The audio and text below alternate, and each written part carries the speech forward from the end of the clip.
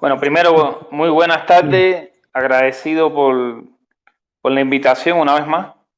Y bueno, darle las gracias también por la presentación y bueno, a todo el cuerpo de bomberos y a todos los que están viendo esta transmisión, decirles que este tema es obligatorio. O sea, es un tema que hoy no se puede dejar de abordar. Primero porque es una enfermedad, es un virus, que es el SARS-CoV-2, que comenzó, como todo el mundo sabe, en Wuhan, que es una provincia china, y se expandió rápidamente por el mundo.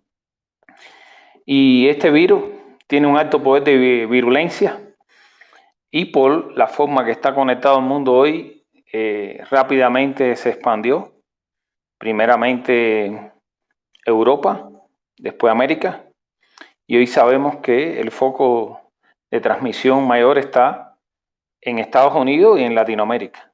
Se habla hoy de 21 millones de personas que han contraído la enfermedad y han fallecido 750.000.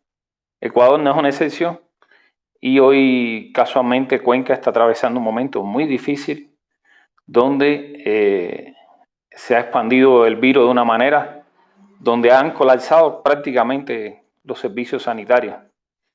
Sabemos, por ejemplo, que en Ecuador hay 100.000 pacientes que han sido confirmados con COVID y 6.000 muertos. Se plantea también que hay un número de muertos superior, pero son estadísticas que no están realmente establecidas.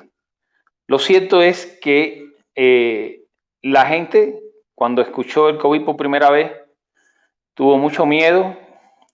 Bueno, hubo una cuarentena.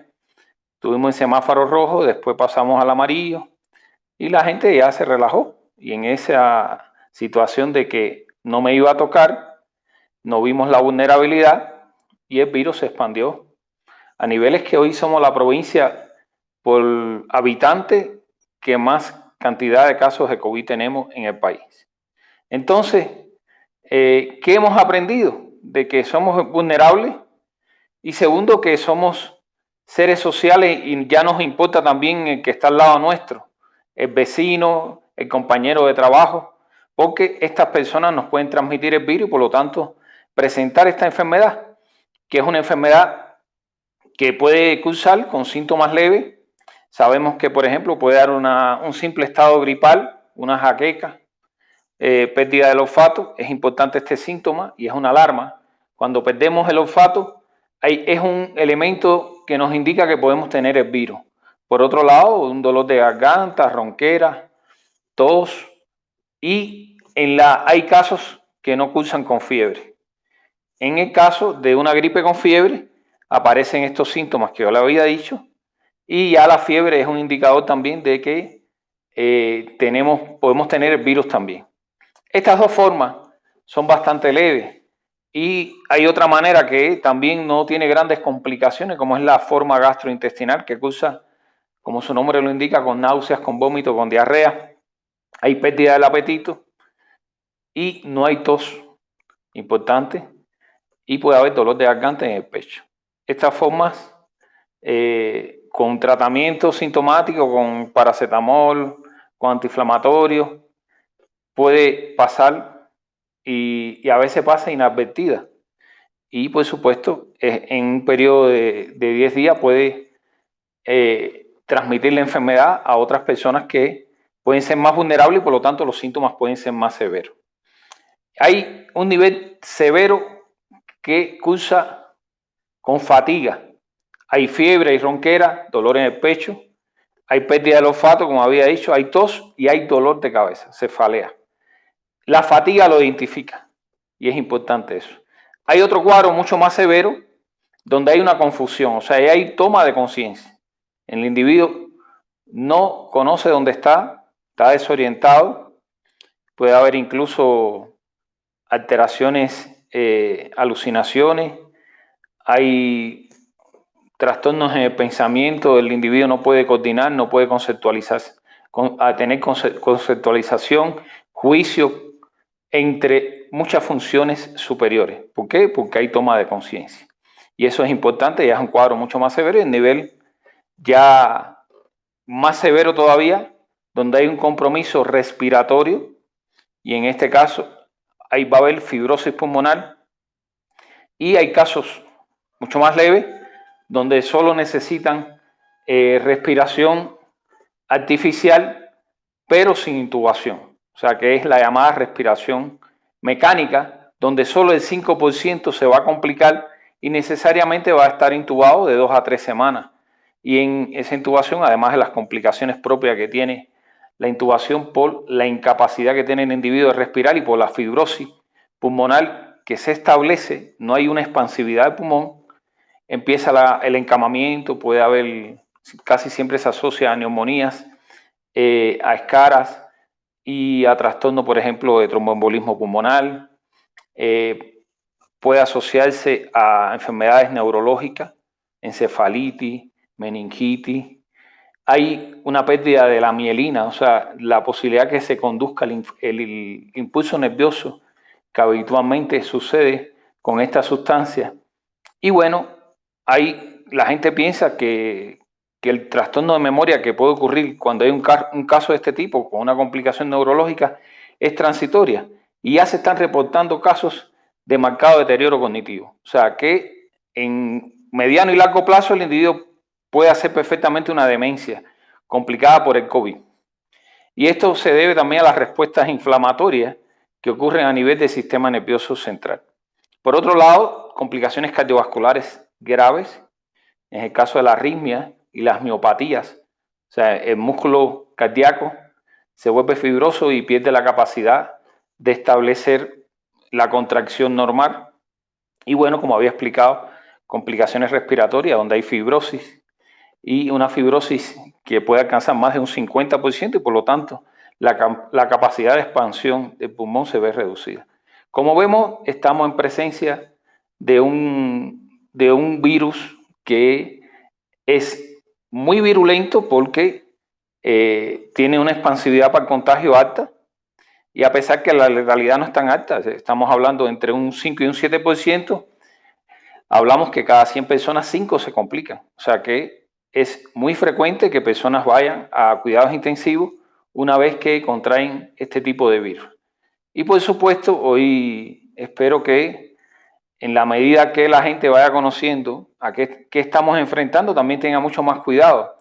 Porque hasta hoy, independientemente de toda la propaganda, ya Rusia habló de una vacuna que era con una fracción del ácido nucleico y con otros componentes, al igual que una firma inglesa que se llama AstraZeneca, había hablado de una vacuna, pero está en fase 3, o sea que está en fase clínica para probarla en los humanos y no se sabe realmente las complicaciones que pueden estar asociadas una vez que se implante esta vacuna. O sea, hasta hoy el virus no tiene cura, hasta hoy no existe una vacuna que realmente logre incrementar el nivel de anticuerpos y por supuesto detener la virulencia que tiene este agente biológico. Por lo tanto, no es poco lo que podamos hacer en reglas de prevención y eso es, quiero decir, lo más importante. Entonces, ¿qué ha traído el virus este como tal? Primero hay factores externos que no podemos modificar. Hoy tenemos que usar mascarilla, tenemos que estar encerrados, no podemos tener el contacto social que habitualmente, aunque las personas hoy ya juegan voleibol y andan sin mascarilla y empiezan a tomar bebidas alcohólicas de la botella hacia el resto de lo que están jugando con él, incluso en actividades sociales, y hay un cambio de rutina y también hay una disminución del poder adquisitivo. Y bueno, esto hace que necesariamente tengamos que cambiar los hábitos de vida. O sea, ya no podemos hacer lo mismo y la gente tiene que percibir eso. Tenemos que cuidarnos. Desgraciadamente, a veces la percepción de riesgo en un importante volumen de las personas no lo asimilan de esa manera, siguen haciendo lo mismo y por lo tanto se sigue contagiando la sociedad. O sea, somos prácticamente los responsables y los víctimas de que en este caso podamos tener contagio de este virus. Si los demás no se cuidan, nosotros somos vulnerables, porque este virus hoy se habla incluso de que puede estar en un lugar cerrado, circulando en el aire 5 metros. Había hasta hace poco tiempo negación en la Organización Mundial de la Salud. O sea que en un mismo local el virus puede estar circulando en el aire durante un tiempo determinado, alrededor de unos segundos, 20 segundos, y en ese tiempo puede llegar a la otra persona. O sea, hasta eso hay que tener cuidado. Por lo tanto, el uso de mascarilla, el lavado de las manos, entre otras medidas, el distanciamiento. Ya yo tomé la decisión de incluso de tomar un distanciamiento de más de 2,5 metros, porque el índice es bastante alto y por lo tanto los cuidados son pocos que tenemos que tener, como había dicho anteriormente. Ahora, hay factores internos que creo que hacen que nos vuelvan más vulnerables o no. Primero, la vulnerabilidad genética. Se habla incluso que la incidencia de complicaciones mayores son las personas que tienen el grupo A positivo. O sea, se ha visto que las personas, por ejemplo, con el grupo O negativo hacen menos complicaciones que los que le había dicho del grupo A positivo. O sea, ese elemento genético es importante porque las estadísticas a nivel mundial lo asegura de que hay grupos más vulnerables en cuanto a su genotipo sanguíneo que otros. Lo otro es los antecedentes psiquiátricos. No es lo mismo una persona que no tenga antecedentes psiquiátricos a una persona que lo tenga, es mucho más vulnerable. Por ejemplo, las personas que son depresivas tienen un incremento del cortisol y eso hace que tengan más tendencia a la inmunodepresión. Hay enfermedades orgánicas también, que es el caso de la diabetes mellitus, la hipertensión arterial, las personas inmunológicamente deprimidas. En el caso de las personas que tienen SIDA, son vulnerables, pero en el caso de los pacientes psiquiátricos también hay elementos indirectos que lo hacen vulnerable. No solamente a contraer el virus y a la complejidad en que se desarrolla en el cuerpo, sino también a que puede también descompensarse emocionalmente. A personas con determinados trastornos, tanto a nivel psiquiátrico menor o a nivel psiquiátrico mayor, pueden, por supuesto, tener una tendencia mayor a la descompensación y a ser menos fiable conducir su vida en este momento de crisis. Las personas con trastornos de personalidad de tipo paranoide, o sea, la gente que son desconfiadas, que son suspicaces, que son muy sensibles, las personas dependientes y las personas antisociales son más vulnerables a la inestabilidad emocional y a las descompensaciones en estos momentos de crisis también. El sexo femenino puede haber sido agredido mucho más que el sexo masculino y es mucho más vulnerable. En el caso, por ejemplo, de las personas que tienen poco control emocional, estamos hablando de los que tienen poco autocontrol, las personas que se motivan poco, las personas que son menos perseverantes, tienen mucho más riesgo a las descompensaciones ante eventos incluso de baja intensidad.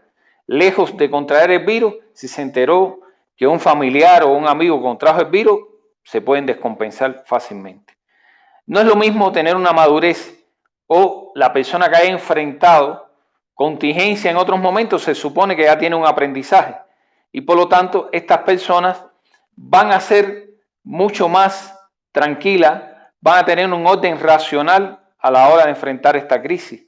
Entonces, por lo tanto, las personas que son racionales y que ven la realidad de manera objetiva y las personas que tienen un apoyo familiar y social adecuado van a tener una posibilidad de que esta crisis pase de una manera tranquila o con menos descompensación que aquellas que no tienen ni un apoyo social y por supuesto que tienen elementos irracionales, que ya cogió el virus, el COVID, que esa persona está enferma y hacen cuadros, incluso descompensaciones a nivel psicótico. Entonces,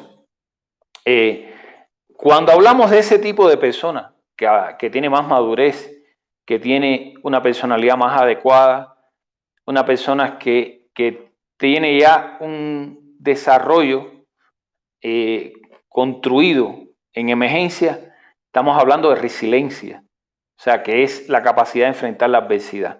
Todos sabemos que este virus, que esto va a pasar, porque en otras épocas ha sucedido, incluso virus más mortales que este, fue por ejemplo la gripe española, que mató a millones de personas, igual que en otras épocas la peste bubónica. Entonces, sabemos que va a pasar porque ha sucedido en otros ciclos, en otros ciclos de, no tanto en nuestra vida, pero en otros siglos ha sucedido pandemias similares, incluso más mortales.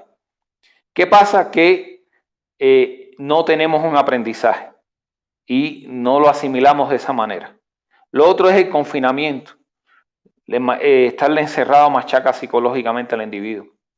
Y no es lo mismo una persona que tenga confianza en sí mismo, que domine el lenguaje, que tenga la posibilidad de conversar con un familiar, con un hijo, con un amigo, y que a su vez sea escuchado. Si esa persona no tuvo ese aprendizaje antes, es difícil que en el momento actual, si no se le da los recursos, pueda modificar, incluso puede crecer en ese sentido. El miedo es un mecanismo de defensa que, si se apodera del individuo, sirve como un elemento de alerta. Y no hay duda que es el estilo de vida, porque la vida hay que renovarla. Entonces, ¿por qué es importante mantener un equilibrio emocional? Porque si nos enfermamos en esta crisis, que hablamos entonces de un trastorno de adaptación o un trastorno de estrés agudo, podemos posteriormente hacer un estrés postraumático. Y ya el estrés postraumático es mucho más complicado, porque el tratamiento dura meses e incluso años, y a veces el individuo no puede escapar de los hechos que en un momento determinado lo descompensó. Entonces, si realmente canalizamos bien el miedo, ¿no? Porque hay que ver que la intensidad de este virus es mantenida. Por lo tanto, la duración ya, estamos hablando alrededor de 8 meses. Comenzó en diciembre, pero bueno, aquí realmente el primer caso fue en marzo, pero ya llevamos, estamos a mediados de agosto. Y hablamos ya de una duración larga. La intensidad en estos momentos es bastante alta. Y bueno, no es lo mismo haber estado expuesto al virus, si lo vio en familiares o amigos, si estuvo en contacto con personas enfermas, por ejemplo, en el caso de ustedes que se dedican a salvar vidas, en este caso a enfrentar emergencias constantemente, están en contacto con personas enfermas y realmente necesitan primero ecuanimidad, no perder el orden racional para protegerse de una manera factible y poder canalizar la emergencia de una manera que no pueda lograr que este evento se apodere de su sistema nervioso central y lo limite a poder tener un desempeño favorable. Ahora, ¿qué trae consigo el miedo? El miedo genera ansiedad objetiva, taquicardia, falta de aire, dolor de cabeza, erizamiento, pero también trae la parte subjetiva, que es un temor a algo impreciso. Y bueno, el mecanismo casi siempre es un mecanismo de enfrentamiento o de huida. Entonces, no hay duda que hay muchas enfermedades que están compensadas. A mí me ha pasado, por ejemplo, en la consulta. Yo trabajo en el IE, trabajo en consultorio privado, y pacientes que durante 2 o 3 años estaban compensados, en estos momentos este evento ha hecho que se eclosionen síntomas que estaban, diría yo, silentes. Y bueno, las personas que tenían fobia, las personas que tenían agorafobia, que ves, por ejemplo, el uso del transporte público, estar en sitios cerrados, estar en sitios abiertos, las personas con un trastorno de ansiedad generalizada o un trastorno obsesivo compulsivo, las personas con un trastorno depresivo y algunos pacientes incluso con trastornos psicóticos, como es el caso de la esquizofrenia y los trastornos bipolares, se han descompensado en esta crisis. O sea, ¿por qué? Porque muchos no tienen los recursos para manejar esta emergencia y, por lo tanto, teniendo una enfermedad de base que lo hace mucho más vulnerable, simplemente un factor ligero y tal vez escuchar algo que no es lo más adecuado por medios no oficiales hace que el individuo entre en crisis. O sea, eso lo estamos viendo a diario. Hoy en el incremento de pacientes que estamos viendo en el sector público es casi el doble de lo que veíamos habitualmente. O sea, ya las consultas están sobresaturadas y esperamos que en los próximos días se va a incrementar porque se supone que también se va a incrementar el número de casos y muchos familiares e incluso pacientes han contraído el COVID. Y además de lo que hablé de las complicaciones, también el miedo, la incertidumbre y la posibilidad de contagio hacen que las personas, por supuesto, tengan síntomas y esos síntomas están limitando su contacto social y sus relaciones interpersonales. Entonces, hablamos de tres, en este momento de crisis, de tres cuadros clínicos que pueden suceder. Por ejemplo, el trastorno de adaptación. Estamos hablando de un agente agresor, que es el virus. Estamos hablando de síntomas asociados y estamos hablando de que cuando el virus desaparezca y cuando las posibilidades de contagio disminuyan, el individuo va a volver a la normalidad. Estamos hablando del estrés agudo y el estrés agudo está dado por un psicotrauma importante y es lo que yo había mencionado anteriormente, haber estado expuesto al virus, haberlo visto en familiares o amigos o haber estado, como está el cuerpo de bomberos, expuesto constantemente en tareas de salvamento. Entonces, eso puede canalizarse si la persona es estable emocionalmente, si tiene una personalidad adecuada o si tiene manejo de contingencia, o puede enquistarse como un trauma y posteriormente hacer un cuadro de estrés postraumático, que es un cuadro mucho más complejo. El cuadro de estrés postraumático, como había dicho, es la experiencia directa al suceso. Puede ser que lo hayan lesionado, puede ser un compromiso de muerte, una violencia sexual. Haber ocurrido a un familiar o amigo y haber estado reiteradamente expuestos a eventos traumáticos. ¿Qué sucede en el caso del estrés? Antes se planteaba que podía suceder después de 3 a 6 meses. Hoy se sabe que el estrés postraumático puede eclosionar un día después de haber estado expuesto al estrés agudo. ¿Y cómo se visualiza desde el punto de vista clínico? Primero, los síntomas intrusivos. ¿Qué quiere decir esto? El individuo tiene recuerdos angustiosos y tiene sueños angustiosos sobre el evento del COVID, en este caso, que es lo que estamos hablando. Y el individuo empieza a evitar de manera persistente estar en contacto con personas que posiblemente tengan un COVID e incluso evita el lugar donde se puede haber contagiado o donde se puede haber traumado. El individuo tiene distorsiones cognitivas, o sea, no ve nunca la realidad, se vuelve un ser irracional. Y mientras más irracional es el individuo, va a responder emocionalmente más inestable. Entonces, aquí vemos también la fobia, que son los miedos incontrolables, que vemos que es desproporcionado a la realidad a veces, porque a veces tenemos miedo y estamos muy lejos incluso de contraer el virus.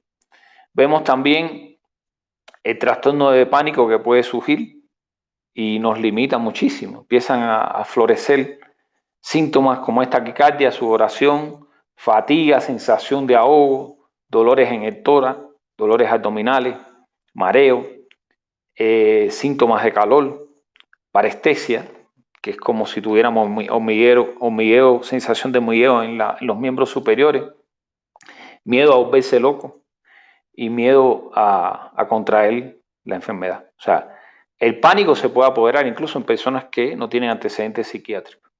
Entonces,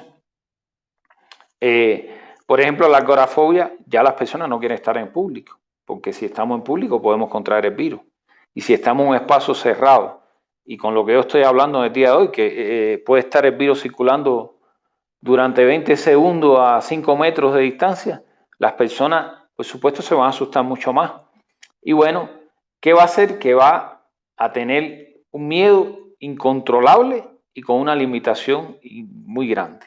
Entonces, aquí también se va a exacerbar la ansiedad generalizada, que son síntomas que, sobre todo de ansiedad, tensión muscular, irritabilidad, dificultad respiratoria, dificultad para concentrarse, falta de aire, entre muchísimos síntomas que lo van a limitar al individuo. Entonces, hay otras enfermedades como es la depresión mayor.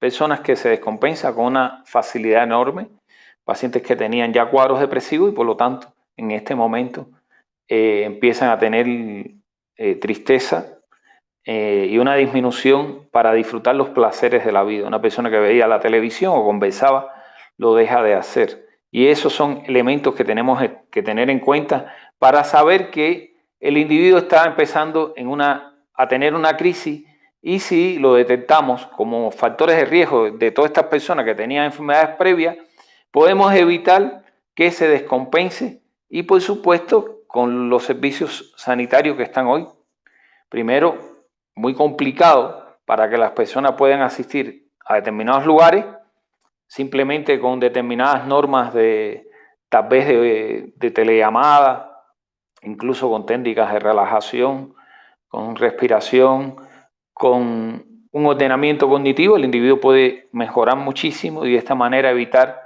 que se sigan exacerbando los síntomas y que se incrementen en este caso los fármacos. Entonces, los cuadros psicóticos hablé también. Y bueno, para mí lo más importante es en el caso del famoso estrés, que el estrés, si se canaliza bien, se convierte en algo beneficioso porque el individuo se cuida. Cuando los síntomas se mantienen, empiezan a producirse toxinas en el cuerpo, los llamados radicales libres, y empieza a dañar las estructuras del sistema nervioso central.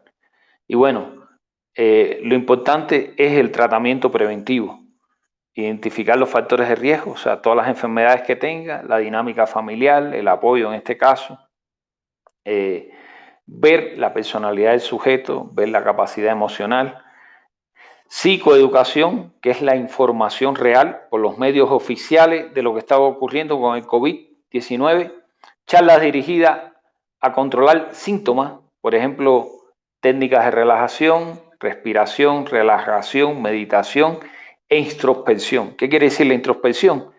Es objetivamente ver el problema de una manera organizada y racional. Mientras realmente hagamos insight en esta contingencia que estamos enfrentando, vamos a ser mucho más equilibrados en la parte emocional y vamos a tener una conducta que se considera adecuada para estos momentos de emergencia. Ya habíamos hablado que las personas habitualmente no comprenden que estamos enfrentando un momento muy difícil, donde hay que cambiar los estilos de vida. Hoy hay que comer menos en la calle, hay que reducir incluso el consumo de alimentos, hay que hacer ejercicio, técnicas que podamos reproducir en la casa. Hoy, por suerte, tenemos canal de YouTube, nos habla de cómo hacer respiración o cómo hacer relajación. En el caso de la técnica que a mí por lo menos me gusta más y se la recomiendo a mis pacientes, es la técnica de Chul. Entonces, si en este enclaustramiento, confinamiento que estamos obligados muchos a tener, debemos mejorar la comunicación con nuestros seres queridos, aprender a jugar, aprender a hablar de los problemas y canalizarlos. Y si nosotros somos capaces de verbalizar los problemas, por supuesto que vamos a tener un nivel diría yo, de disminuir el enquistamiento de nuestros conflictos internos. O sea, si nosotros lo escribimos, lo verbalizamos, de esa manera estamos haciendo también una técnica para que posteriormente un problema no se convierta en un trastorno crónico, como es el caso del estrés postraumático. Y bueno, las personas que por supuesto no logran mitigar, abolir los síntomas, es necesario que acuda a un profesional para aplicar estas técnicas y por supuesto para que pueda disipar todos los problemas que le preocupan. Si la persona a través de todo esto que se está hablando no mejora, es posible que lleve el uso de algunos antidepresivos, por ejemplo los inhibidores selectivos a la recaptación de serotonina, como es el caso de la sertralina, la paroxetina, la fluoxetina, citalopram y citalopram. Los ansiolíticos, cuando no se logra resolver con los inhibidores selectivos, en segunda línea porque son muy adictivos y una vez que pase la crisis es muy complejo y muy difícil retirárselo, por lo tanto hay que evitarlo, como es el caso del clonazepam, el alprazolam y bueno, pacientes que no mejoran y que por supuesto tienen una enfermedad base, hay que reajustar también con algún estabilizador del ánimo, en este caso la carbamazepina, el carbonato de litio o algún antipsicótico atípico que pudiera ser la quetiapina, por el aripiprazol, la olanzapina, entre muchísimas moléculas. Pero recuerde que lo más importante es la prevención. Entonces, no hay duda que uno de los mecanismos que pudiera resolver el problema es la psicoterapia. Y la parte conductual es importantísimo. O sea, llevarlo al lugar donde se produjo el trauma y una vez que el individuo esté curado, con quien enfrentó, también pues, supuestamente ponerlo en contacto, ¿no? Siempre y cuando el individuo no le genere mucho más angustia. Porque la exposición debe ser gradual y hay muchas personas que cuando tú les pones el mismo psicotrauma se vuelven a descompensar. Por lo tanto, es importante la experimentación de las emociones asociadas al acontecimiento traumático. Las personas como ustedes que están tan expuestos diariamente, es importante canalizar las emociones y tratar de buscar el equilibrio más certero. ¿Para qué? Para evitar de alguna manera el sufrimiento. Una persona que esté irritada, que esté deprimida, que esté con angustia permanente, primero no va a ser efectivo en su labor. Segundo, va a sufrir y tercero, va a entrar en conflictos en su medio familiar, en su medio laboral y en su medio social. Por lo tanto, es importante canalizar las emociones. Si el individuo no puede con sus recursos, acudir a un terapeuta y de esta manera el terapeuta le dará las herramientas para que el individuo pueda sentirse lo más tranquilo posible y sobre todo tener un orden racional en su pensamiento y poder llevar a cabo las tareas que a diario enfrenta. Y bueno, el apoyo, la educación y el desarrollo de mecanismos, como había planteado, de enfrentamiento y aceptación es importantísimo para tener un individuo en un trabajo tan complejo como el que hacen ustedes, con todas las capacidades para que a su vez sirva de ayuda a aquellos que necesitan realmente su labor. Entonces, esta es parte de mi intervención. Yo le doy la posibilidad que me hagan todas las preguntas que ustedes consideren y bueno, establecer un intercambio con los que están viendo esta exposición. Muchas gracias, doctor, por su intervención en este espacio.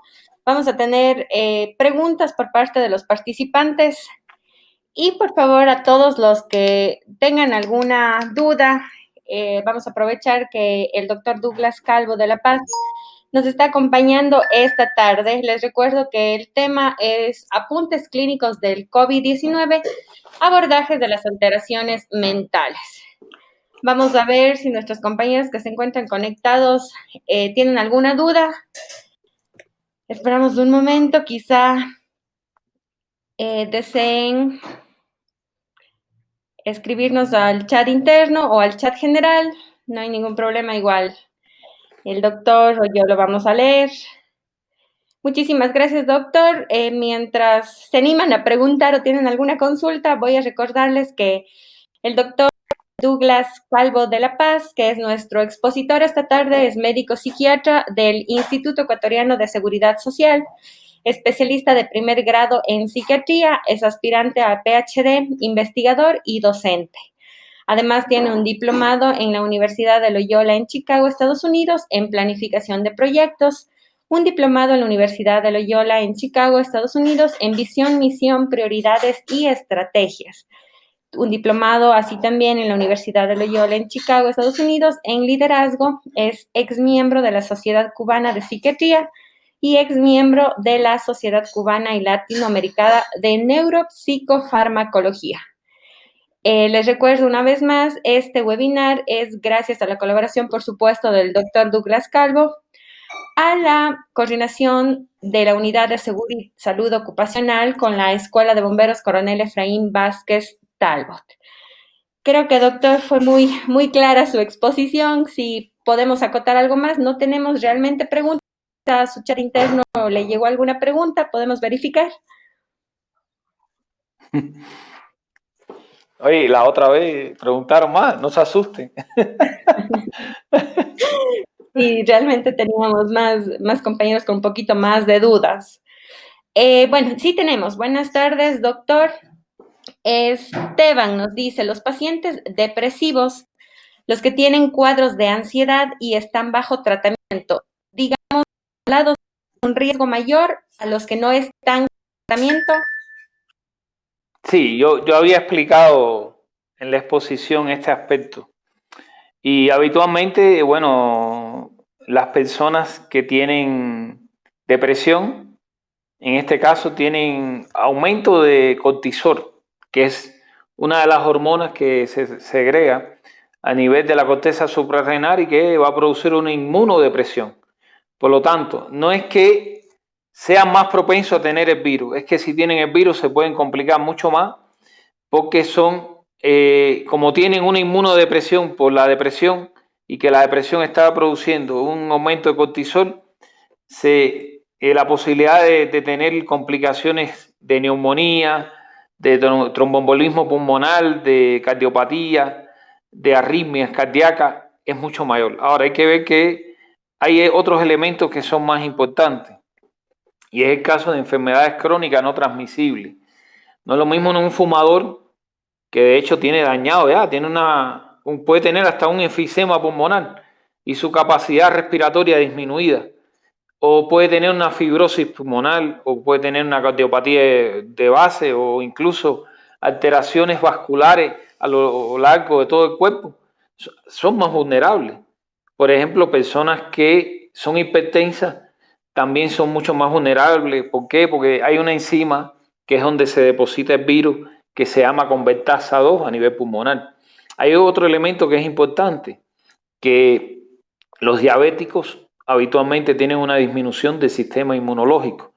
Por lo tanto, si contraen el virus se pueden complicar más. O sea, la depresión como tal actúa como la depresión y todas estas enfermedades, incluyendo la ansiedad, por otros elementos que tiene la ansiedad, que es la disminución de un sistema que se llama GABAérgico, hace que la persona, si contrae el virus, se pueda complicar más. O sea, como tal, ninguna enfermedad lo hace proclive a tener el virus, porque en definitiva lo importante es la prevención y tratar de no contagiarse. Por lo tanto, estas personas tienen que tener mucho más cuidado, porque una vez que contraen el virus, pueden pasar en ese 5% que yo hablé, que se puede complicar y llevar incluso a la muerte al individuo, que estamos hablando ya de una fibrosis mayor, con complicaciones cardiovasculares, una neumonía casi irreversible, con tromboembolismo pulmonar y por supuesto intubación. Recuerda que yo hablé que el 5% de 100 personas se pueden llevar a complicaciones graves y entre un 5 y un 7% muere, pero las cifras en Ecuador son mayores.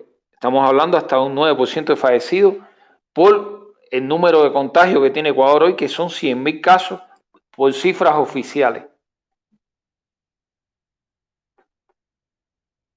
Perfecto, doctor. Muchísimas gracias por su respuesta. Tenemos otra consulta del ingeniero Javier Guamán. Nos dice textualmente lo siguiente. Doctor, en relación al tipo de información, ¿cuán relevante es en calidad de la información y el medio por el cual se la recibe? Yo pienso que debe ser una información, diría yo, que sea objetiva, que venga de medios oficiales, televisión, diría yo, prensa plana. El problema es que las personas están viendo constantemente las redes sociales y eso también tiene distorsiones. Entonces, la información debe ser por medios oficiales, a través lo conduce por el gobierno, que es el que la emite. Y bueno, muchas veces las personas empiezan a hacer una distorsión de todas las noticias.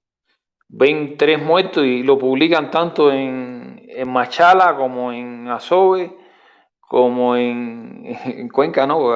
Habían 4 muertos y aparecieron en la misma red social en 3 lugares distintos de Ecuador a la misma hora. O sea, y sabemos que si nos dejamos guiar por eso, se crea, por supuesto, una distorsión de la realidad, el pánico se apodera de nosotros y eso puede ser fatal también. Porque si no, realmente no tenemos la veracidad de la información, primero, por un lado nos relajamos y eso hace que seamos más vulnerables. Y por otro lado, creamos una sobredimensión de problemas.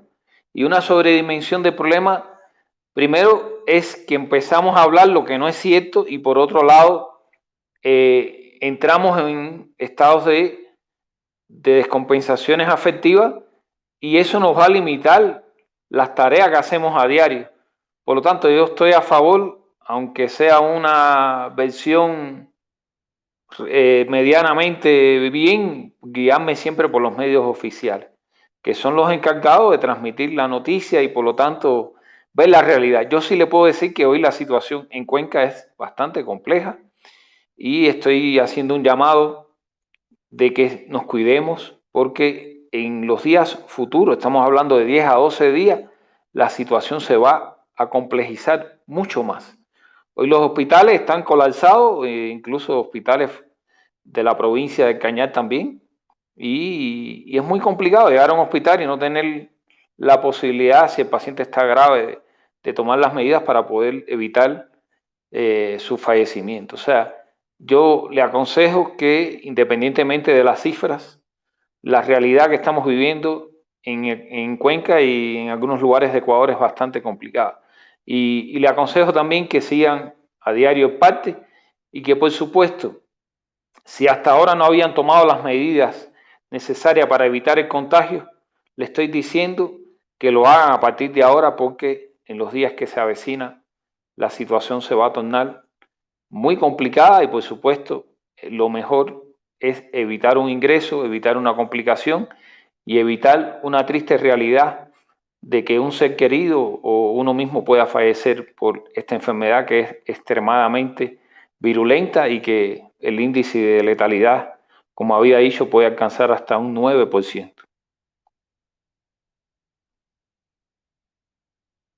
No le parece peligrosa y lo toma a la ligera. Correcto, no hay problema. Claro que sí. Repito la consulta de nuestro compañero Jaime Vidal, quien nos dice que cómo podemos ayudar a una persona No con escuché COVID bien, que piensa que discúlpeme. su Hubo ahí un enfermedad momento no le que... parece peligrosa y lo toma a la ligera.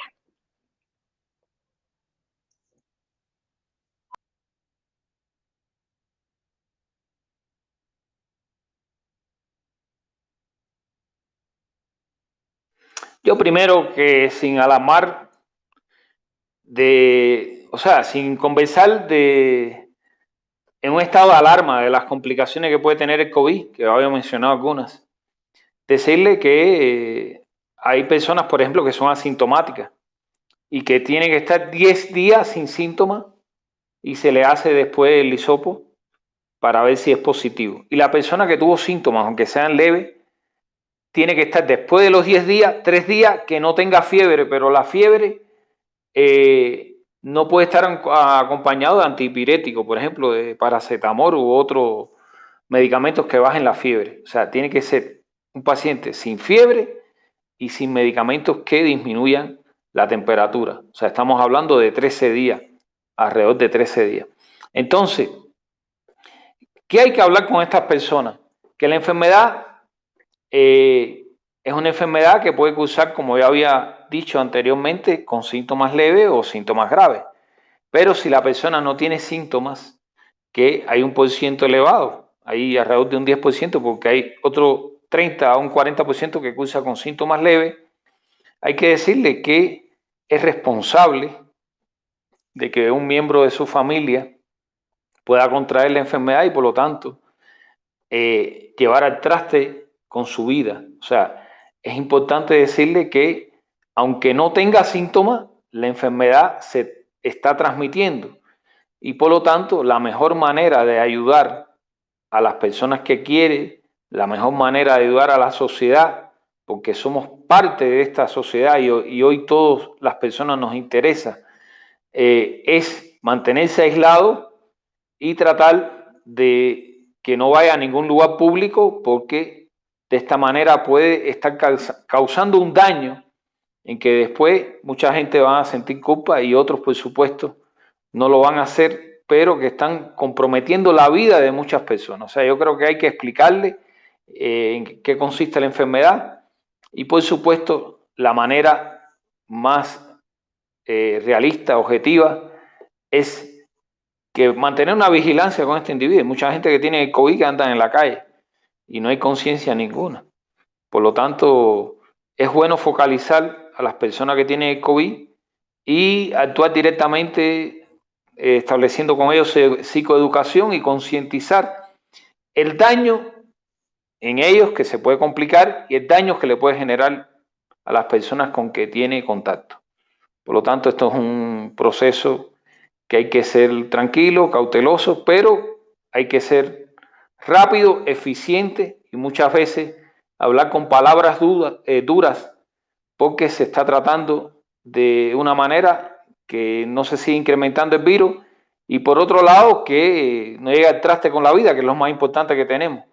Por lo tanto, hay que ser reiterado en la psicoeducación de los individuos que no acaban de concientizar esto. Yo creo que los medios de difusión masiva deberían hacer más hincapié de esto. Además de los familiares que están alrededor de las personas más vulnerables y aquellos que han contraído también la enfermedad.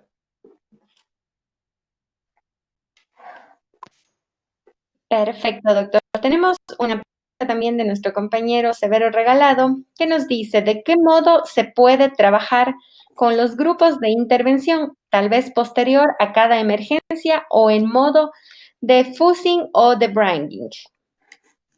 Yo pienso que lo primero es identificar, tenemos un diagnóstico de las personas de intervención. O sea, conocemos la personalidad, conocemos el control emocional, conocemos su dinámica familiar, conocemos el nivel de resiliencia que ha tenido y yo creo que esto es importante. O sea, diagnóstico individual y diagnóstico grupal. Si nosotros conocemos esto, podemos ir directamente a hacer intervención individual y hacer intervención grupal. Yo creo que lo más importante es la prevención, o sea, hacerlo antes. Y una vez que el individuo estuvo expuesto, además de todas las medidas que hay que tomar, porque sabemos que pues, se puede contagiar, seguir haciendo intervención. Hay individuos que se van a afectar más e individuos que se van a afectar menos. Nosotros no podemos, hay que personalizar, porque esquemas no existen. Hay personas que son vulnerables y ante las emergencias tienen una resiliencia mayor. O sea, la capacidad de respuesta es adecuada y el orden de los síntomas que se apoderan de ellos es casi insignificante. O sea que no todo es cuentas matemáticas. Por lo tanto, la personalización de cada individuo antes y después es importante para poder trabajar. Existen esquemas que está dirigido a trabajar en la psicodinamia. ¿Qué quiere decir esto? La psicodinamia tiene que ver con la formación de personalidad del individuo. La personalidad tiene tres componentes importantes: el temperamento, el carácter y la inteligencia. Y la psicodinamia descansa en factores predisponentes que fueron daños que se pudieron generar o traumas que se pueden revivir, se pueden activar ante un momento de emergencia. Y los factores perpetuantes que son el constante, la fustigación que tiene la fracturación paterna o materna, en este caso violencia que puede haber recibido en un momento determinado, y el factor desencadenante es cuando estuvo expuesto a una contingencia determinada. Eso es importante. Por otro lado, trabajar en el control emocional. Yo había mencionado el autocontrol. El autocontrol se logra por técnicas de pare y arranque. Quiere decir que si estamos molestos por algo o estamos frustrados, debemos de limitar en ese momento una interacción con esa persona que nos molestó. Podemos estar molestos con un jefe y por lo tanto después repercutir en nuestras labores que hacemos, ¿no? Y es importante poder canalizar esto porque lo podemos llevar de una manera negativa a la hora de cumplir una misión. Entonces, hay que trabajar con el individuo. Hay gente que tiene menos y más. Y lo otro sería la parte asertividad, la planificación estratégica, que tiene que ver con los objetivos y propósitos que tiene cada individuo. Por lo tanto, para mí es importante prevención y más prevención.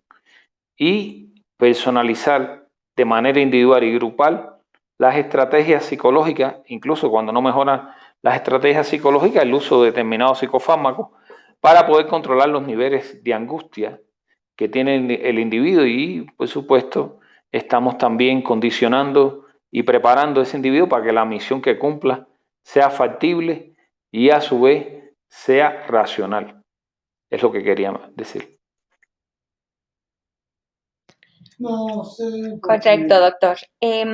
Una pregunta de Esteban es, doctor, ¿el hecho de que el paciente psiquiátrico esté bajo tratamiento y esté compensado elimina el estrés mayor de riesgo de complicarse?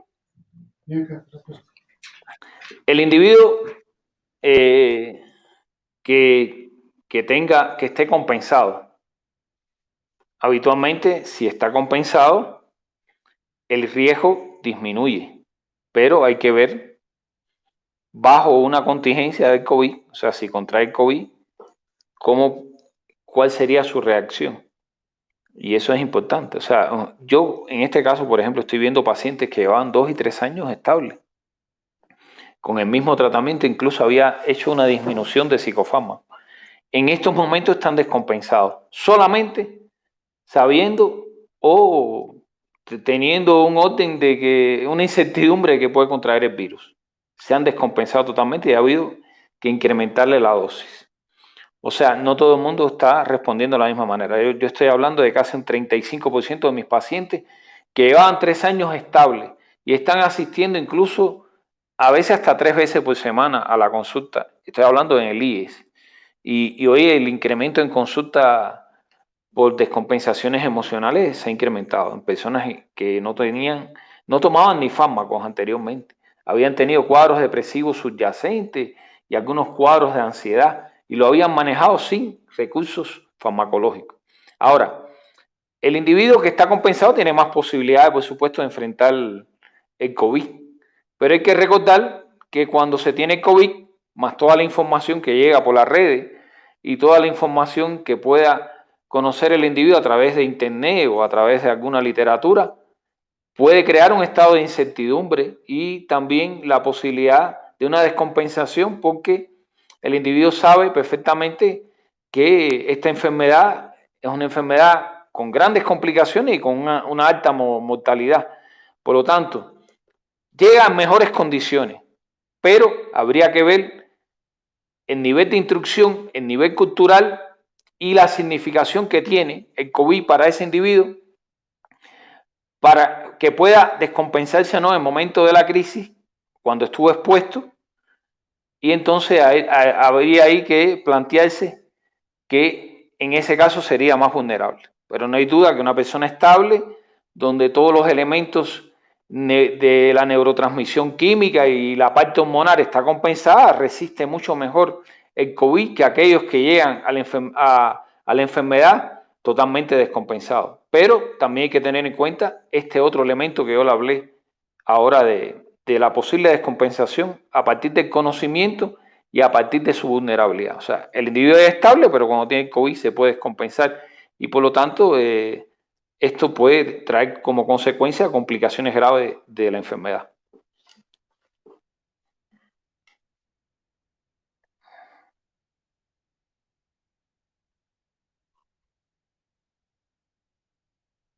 Exponiendo un caso, tengo una pregunta. ¿Cómo podemos tratar mediante contacto telefónico a una persona que realiza una llamada a 911? Se encuentra alterada, tiene problemas de ansiedad y niega que tiene COVID. De esta manera nosotros estamos poniendo en riesgo la vida de nuestros compañeros. ¿cómo podríamos interpretar que el paciente está mintiendo? Primero, tener la verdad absoluta sobre esto es complicado. Pero no hay duda que la contradicción del cuadro clínico nos puede llevar a pensar de que, el individuo empieza a inventar síntomas y sabemos perfectamente, con lo que yo expuse anteriormente aquí, de que si tiene tos, tiene fiebre, si el individuo tiene dolor abdominal, si tiene diarrea, si tiene un cuadro confusional o si tiene alguna complicación de tipo hepática o incluso mucho más complicado, ¿no? No hay duda que estamos ante una emergencia sanitaria y lo primero que tenemos que pensar hasta descartar es que tenga un COVID. Por lo tanto, el individuo puede o no mentir. Hay que ir a recoger ese caso y hay que tomar todas las medidas. O sea, ya el camino, en el camino se va a ir despejando la incógnita. Pero hay un número de síntomas, o sea, estamos hablando de una llamada que perfectamente el individuo puede tergiversar, incluso no decir todos los síntomas, incluso para... Hay gente que se protege, incluso evade. Hay gente que no llegan a ser insider que tienen enfermedad porque saben perfectamente las complicaciones. Pero no hay duda que la contradicción de los síntomas que está diciendo por teléfono es un elemento que nos puede llevar a que el individuo está haciendo un trastorno ficticio, está mintiendo. Y por otro lado, como tenemos esta crisis epidemiológica, tenemos que ir con todos los medios de protección.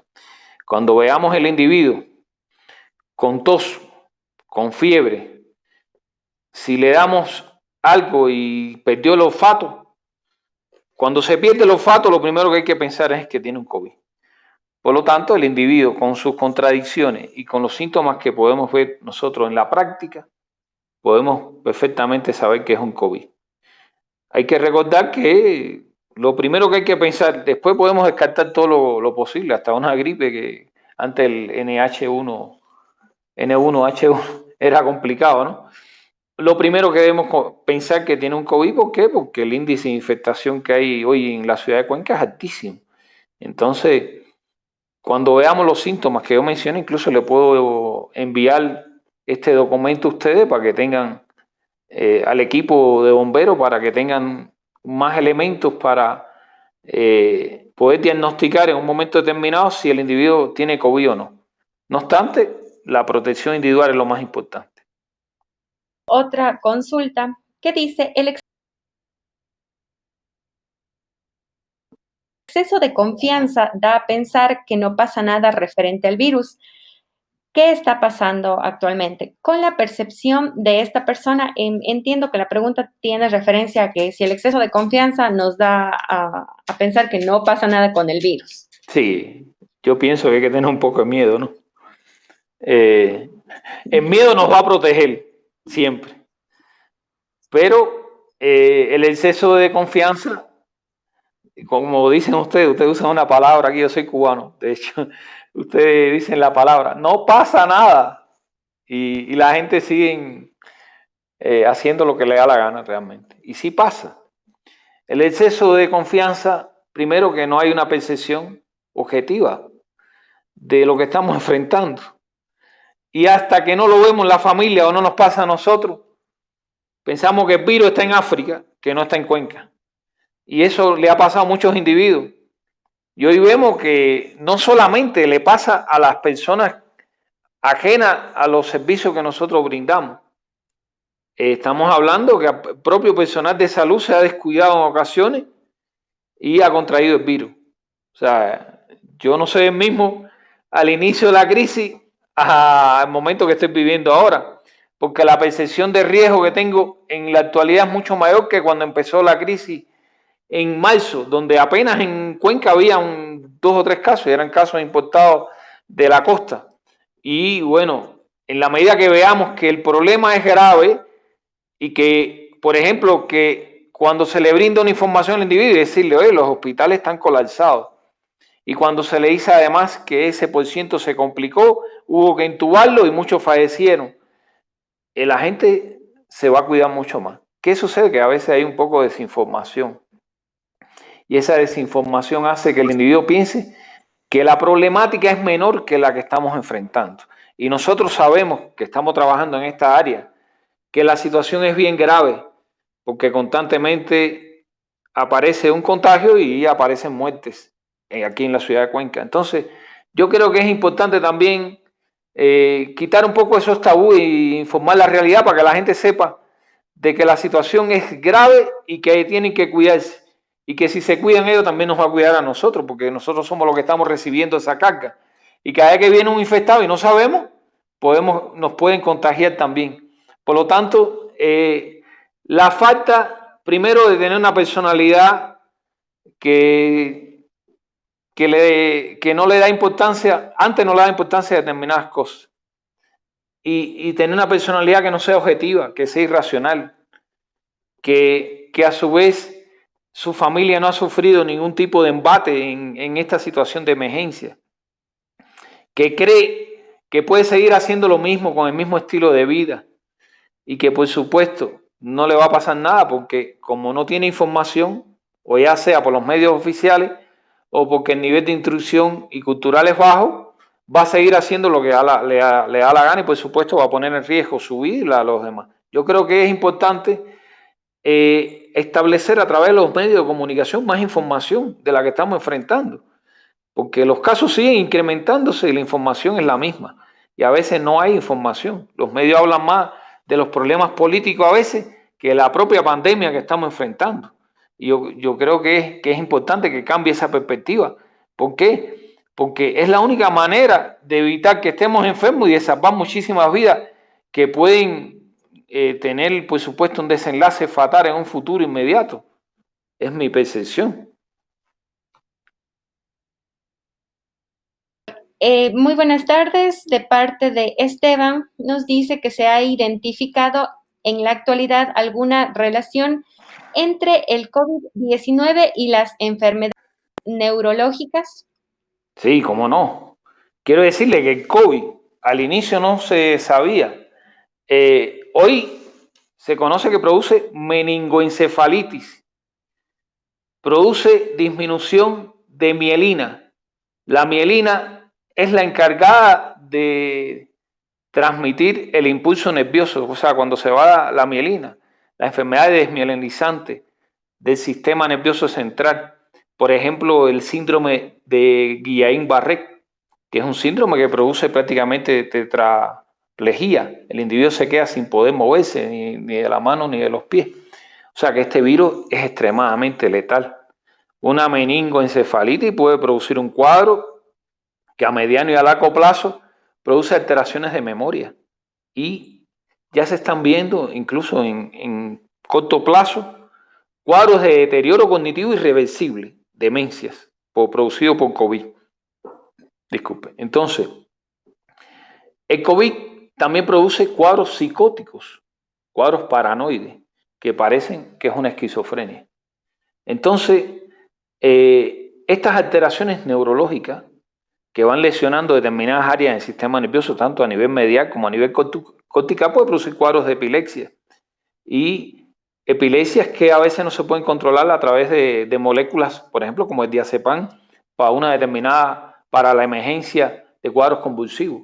O sea, estamos hablando de un ente viral bastante virulento y que produce alteraciones agudas y alteraciones crónicas que pueden ser irreversibles. O sea, un individuo, ya estamos hablando de este 5% con grandes complicaciones en distintos órganos, incluso puede llevar a la muerte por fallos multiórganos,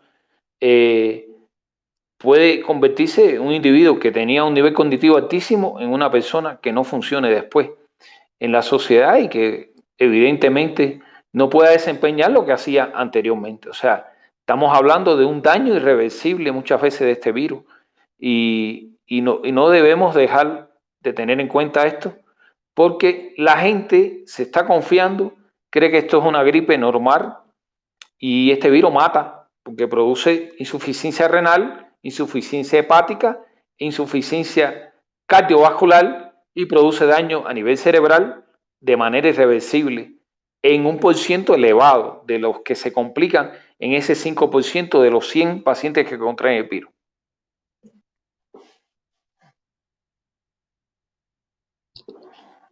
Muchas gracias por su respuesta, doctor. Tenemos 3 últimas preguntas y les quiero recordar a todos los compañeros que gracias al de Bomberos Coronel Efraín Vázquez Talvo y a la Unidad de Seguridad y Salud ocupada el Benemérito Cuerpo de Bomberos Voluntarios de Cuenca, tenemos este webinar denominado Apuntes Clínicos del COVID-19, abordajes de las alteraciones mentales. Vamos a culminar con estas 3 últimas preguntas. Miguelito Palacios nos dice, buenas tardes, estimado doctor. ¿Cómo se le puede ayudar a una persona que en medio de esta pandemia ha recibido una noticia de un familiar cercano que está con COVID-19 y se cierra completamente a una interrelación con el resto de personas? ¿Cuál sería la mejor manera de ayudarle?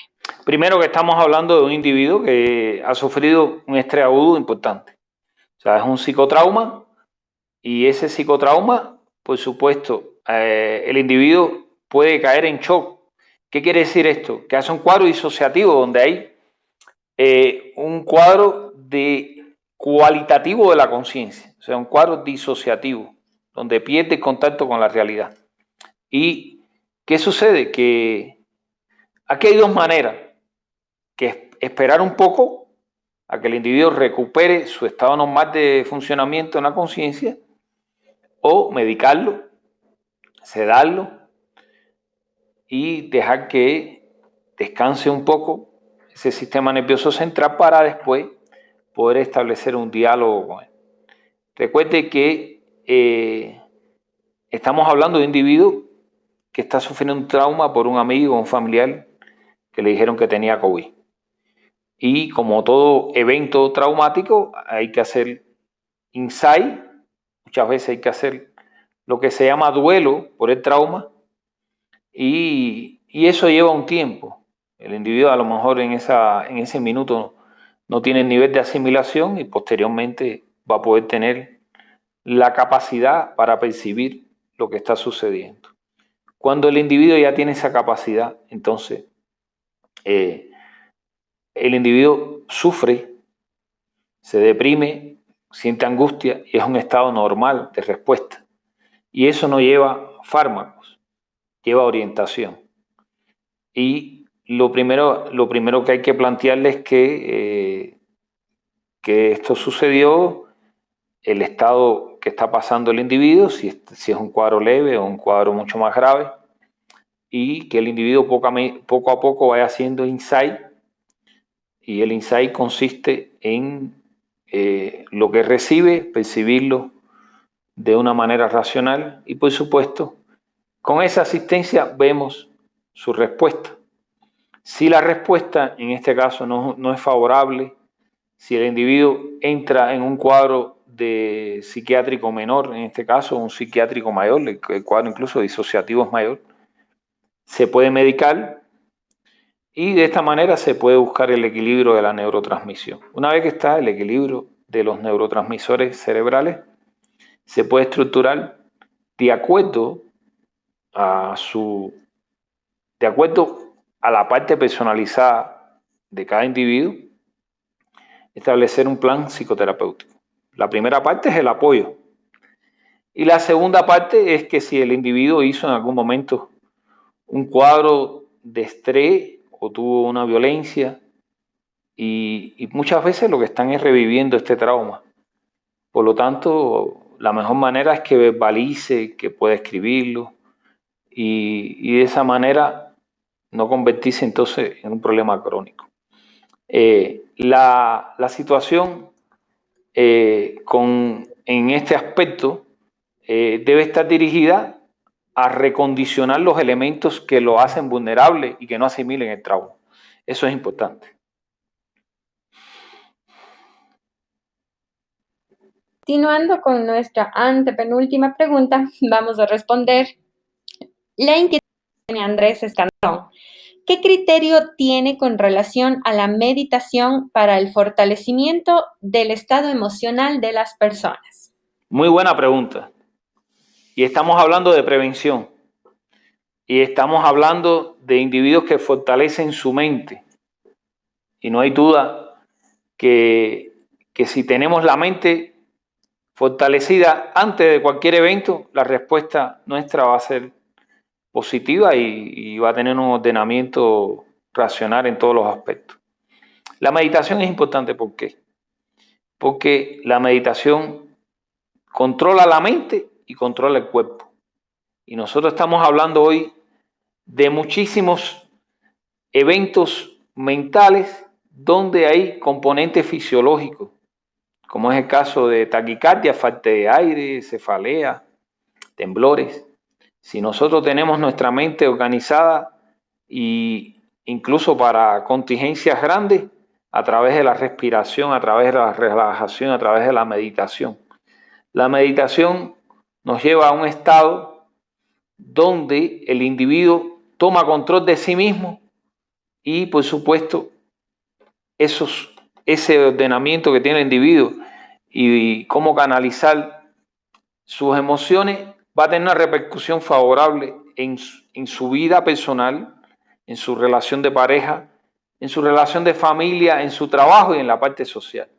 O sea, sí es importante no solamente la meditación, sino todas las técnicas naturales que puedan, diría yo, confluir y fortalecer el equilibrio mental. Y si el individuo lo hace en tiempos de paz, en tiempos de pandemia, por supuesto, estamos hablando de un individuo fortalecido y donde va a tener su cuerpo un descanso y un equilibrio que nunca va a llevar a tener que tomar medicación y, por supuesto, tener consecuencias desfavorables.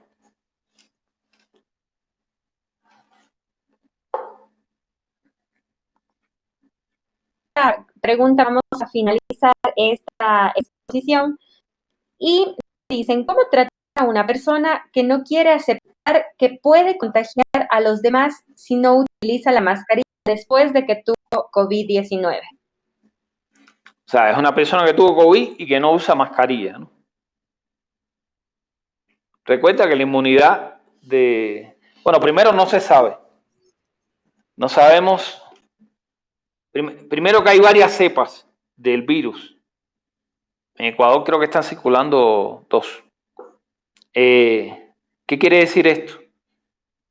Que hay que hacerle entender al individuo que puede contraer la otra cepa o la otra.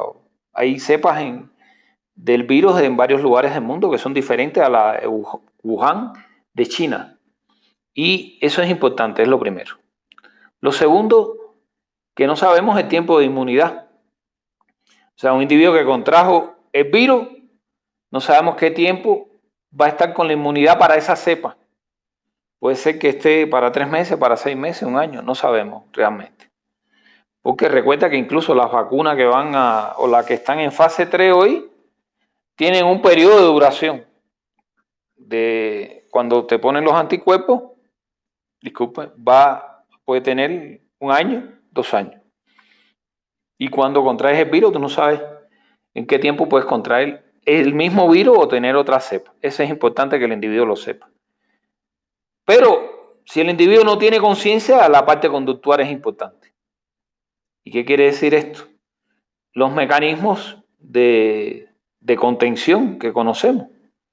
O sea, tú no estás, tú piensas que no vas a contagiar a nadie y por otro lado, estamos hablando solo del virus, pero pueden haber otras enfermedades también que pueda contraer el individuo cuando es un individuo que pasó el COVID que está inmunodeprimido.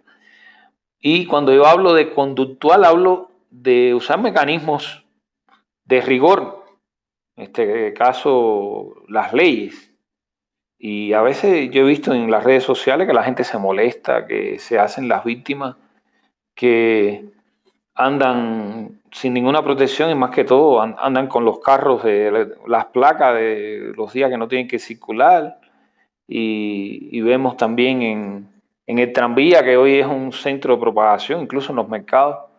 Yo pienso que la parte conductual y la parte de la ley tiene que también tener un papel. A veces la gente a través de la prevención, a través de la promoción, a través de la psicoeducación no responde. Por lo tanto, existen otros mecanismos que creo que también es necesario aplicar porque estamos tratando de salvar vidas. Y cuando se trata de salvar vidas, nada de lo que hacemos es poco. Por lo tanto, aquí cabe aplicar todas las medidas que estén a nuestro alcance.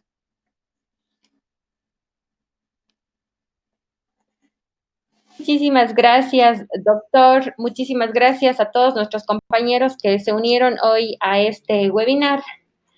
Quiero recordarles y para finalizar que las noticias falsas, también conocidas como fake news, son un tipo de información que consiste en exponer un contenido pseudo periodístico difundido a través de los portales noticiosos, prensa escrita y actualmente en las redes sociales, y cuyo objetivo principalmente es desinformar. Así que debemos identificar este tipo de noticias que nos van a ayudar muchísimo y más en este caso de la pandemia.